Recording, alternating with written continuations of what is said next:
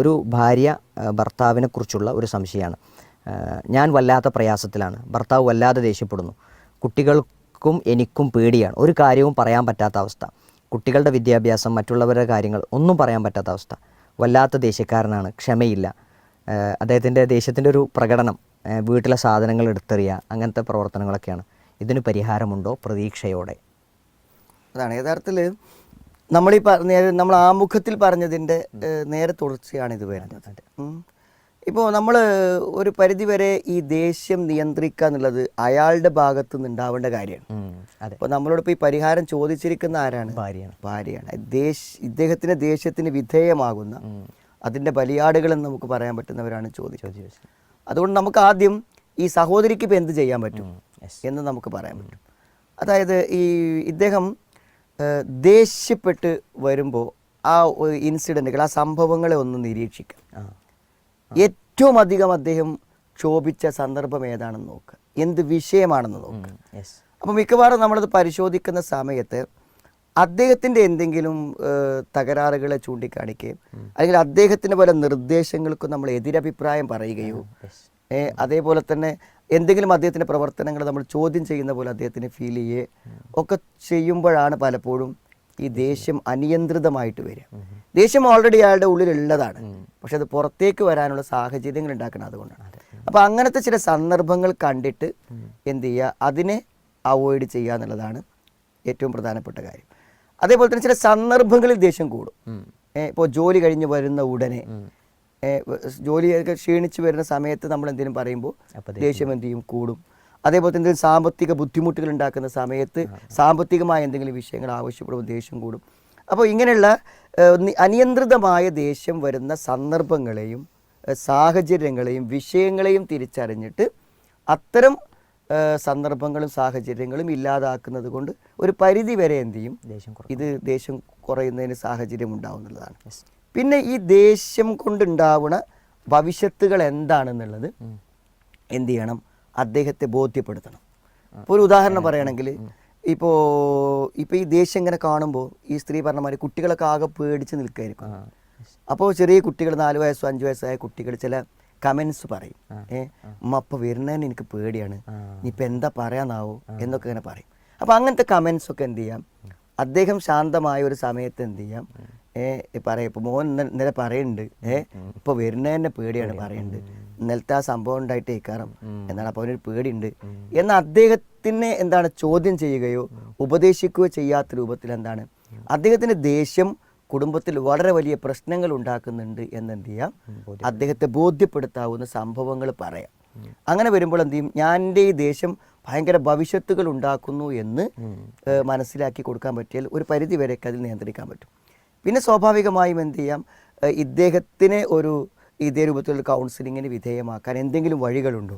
ഒന്നില്ല, ഇപ്പോൾ ഈ വൈഫിന് ഒരു ടെൻഷൻ വരുന്നുണ്ട്, ഇപ്പോൾ ഇദ്ദേഹം ദേഷ്യപ്പെടുമ്പോൾ അവർ ഭയങ്കര ഭയത്തിലാണ് ജീവിക്കുന്നത്. അപ്പോൾ അതിലൊരു പരിഹാരം എന്ന നിലയ്ക്ക് സംസാരിക്കാൻ വേണ്ടി പോകുമ്പോൾ അദ്ദേഹത്തോട് സംസാരിക്കാൻ പറ്റും.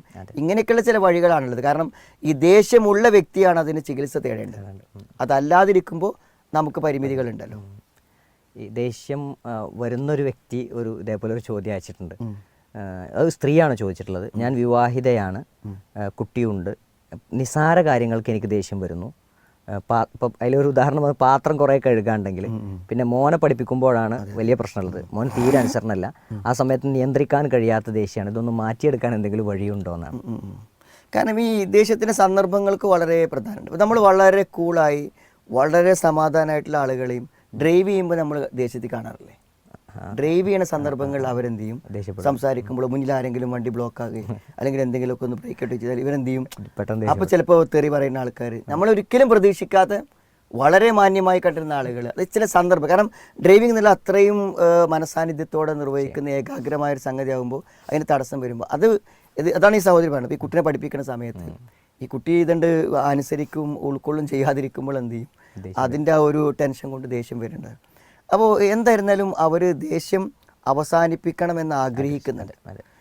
ഒരു പരിധി വരെ എന്താ വെച്ചാൽ ഒരു കുടുംബജീവിതത്തിൻ്റെ ഒരു ആത്മസംതൃപ്തിയും സന്തോഷവും ഒരു സ്മൂത്ത്നെസ് ഉണ്ടല്ലോ, അതില്ലാതിരിക്കുമ്പോഴാണ് പൊതുവെ സ്ത്രീകളിൽ നമ്മൾ ദേഷ്യം കാണുന്നത്. ഭർത്താവിൻ്റെ ഭാഗത്ത് വേണ്ടത്ര സഹകരണം കിട്ടാതിരിക്കാം, വീട്ടിലൊരു വലിയ സമാധാന അന്തരീക്ഷം ഇല്ലാതിരിക്കാം, അല്ലെങ്കിൽ കുടുംബത്തിലെ കാര്യങ്ങളൊന്നും അത്ര ഭംഗിയായി മുന്നോട്ട് പോവാതിരിക്കുക, കുറേ വിഷമങ്ങൾ ഒന്നിച്ച് വന്നിരിക്കുന്ന അവസ്ഥ ഉണ്ടായിരിക്കാം. ഇങ്ങനെയൊക്കെ വരുമ്പോൾ എന്തായിരിക്കും, പൊതുവെ സ്ത്രീകൾ ഭയങ്കര അസ്വസ്ഥരായിരിക്കും. അപ്പോഴാണ് അവർ ഈ ദേഷ്യം, ഉമ്മമാരുടെ ദേഷ്യം മിക്കവാറും മക്കളോടായിരിക്കും, ഭർത്താവിൻ്റെ ദേഷ്യം അധികവും ആയിരിക്കും ഭാര്യമാരോടായിരിക്കും. അപ്പോൾ അത് ഒഴിവാക്കാനുള്ള ഒരു കാര്യം എന്ന് പറഞ്ഞാൽ എപ്പോഴും നല്ല മനസ്സെന്ത് ചെയ്യും, ഒരു പോസിറ്റീവായ കാര്യങ്ങൾ ചിന്തിച്ചിട്ട് മനസ്സിനെ എപ്പോഴും സമാധാനത്തോടു കൂടെ നിർത്താൻ വേണ്ടി പരിശ്രമിക്കാം. പിന്നെ ഏറ്റവും വലിയൊരു പരിഹാരമാണ് എന്താ വെച്ചാൽ അള്ളാഹുവിനെ കുറിച്ചുള്ള സ്മരണകൾ നമ്മുടെ മനസ്സിന് സമാധാനം ഉണ്ടാക്കുമല്ലോ. സമാധാനമുള്ള ഒരാൾ എന്തായാലും ദേഷ്യപ്പെടില്ല. സമാധാനം എന്ന് പറഞ്ഞാൽ എല്ലാം ശാന്തമായ ഒരു അവസ്ഥ, അതിലൊരു ദേഷ്യത്തിന് പ്രസക്തിയില്ല. അപ്പോൾ അതുകൊണ്ട് എന്ത് ചെയ്യുക, രാവിലെയുള്ള അധികാരങ്ങൾ അത് മുടങ്ങാതെ ചെല്ലുക.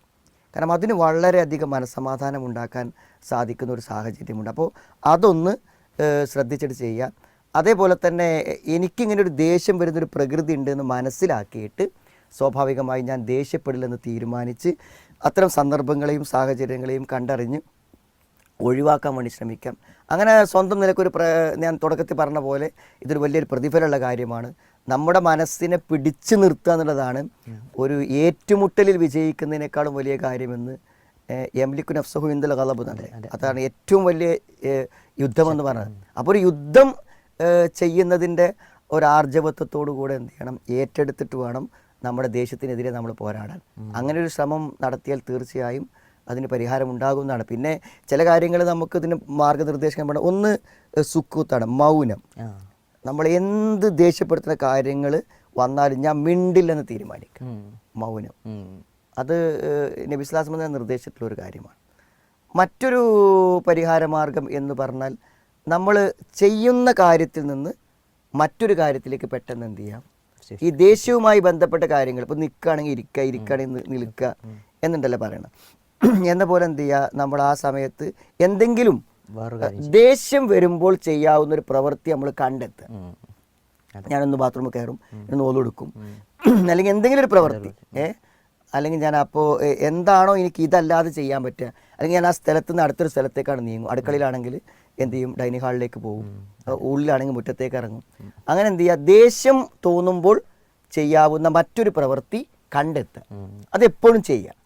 അപ്പോൾ എന്ത് ചെയ്യും, ഈ ദേഷ്യത്തിൻ്റെ ഭാഗമായി ഉണ്ടാകുന്ന ആക്ഷൻസിന് പകരം എന്ത് ചെയ്യും, വേറൊരു ആക്ഷൻ നമ്മൾ കണ്ടെത്തുമ്പോൾ അതിലൂടെ എന്ത് ചെയ്യും, പരിഹരിച്ചു പോകും. ഒന്നും നമ്മൾ നന്നായി ശ്രദ്ധിച്ചാൽ ഒഴിവാക്കാവുന്ന കാര്യങ്ങളേ ഉള്ളൂ.